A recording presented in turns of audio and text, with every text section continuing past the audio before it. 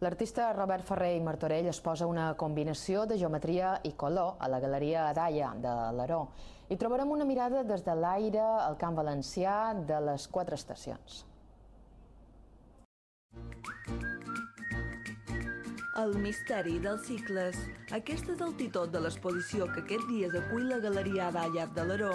Així és com l'artista Robert Ferrer i Martorell atrapa en 4 espais de la galeria les 4 estacions de l'any: tardor, hivern, primavera i estiu.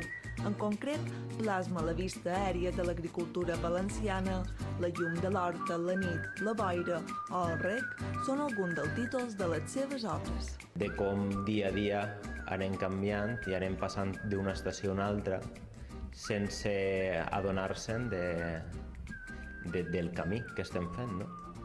I per això és un misteri, no? Que de vegades arriba un moment en el que no saps on t'has trobat en l'estiu o on t'has trobat en l'hivern. No has sigut capaç de veure tota la seqüència de passos fins a arribar a aquest moment.